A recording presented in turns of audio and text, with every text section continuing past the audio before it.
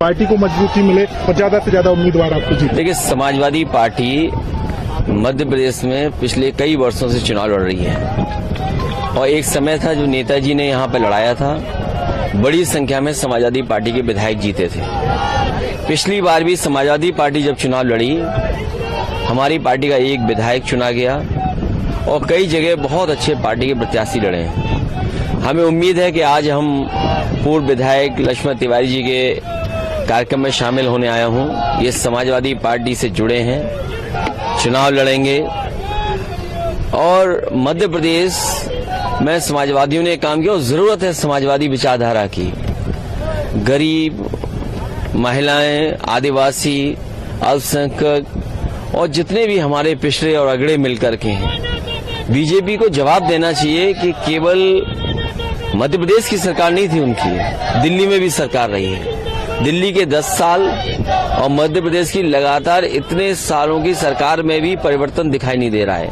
आज अगर हम एनसीआरबी का आंकड़ा देखें, जो प्रदेश सरकार दिल्ली सरकार को देती है, महिलाओं के ऊपर अन्याय सबसे ज्यादा है, छोटी बेटियों के ऊपर सबसे ज्यादा अन्याय है। एक तरफ अगर लाडली योजना आप चला रहे हैं तो कहीं न कहीं आपको उनकी सुरक्षा की भावना कैसे पैदा हो उसके बारे में सोचना होगा।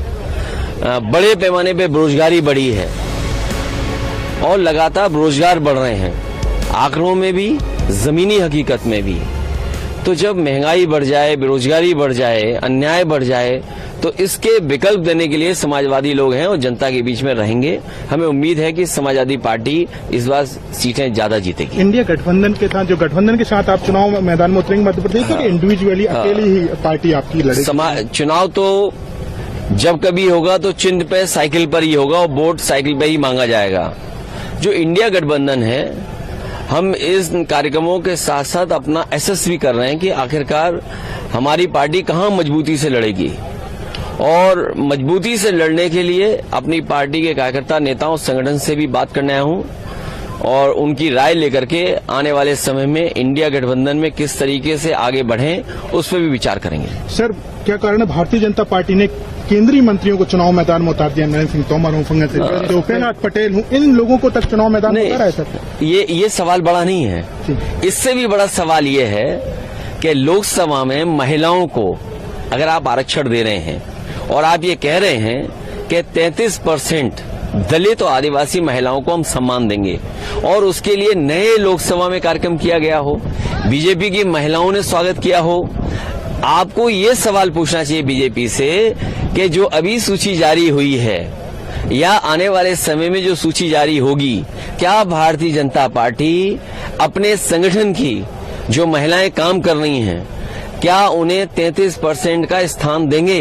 33% का स्थान अगर नहीं दे रहे हैं तो जो बिल लोकसभा में आप लेकर के आए हैं नई लोकसभा में, वो माताओं बहनों के साथ बहुत बड़ा धोखा है, क्योंकि ये बिल लागू नहीं होने वाला है। कम से कम बीजेपी अपने आचरण से, अपने जो टिकट वितरण हो रहा है उस प्रणाली से कम 33% महिलाओं को देकर के तो दिखाए।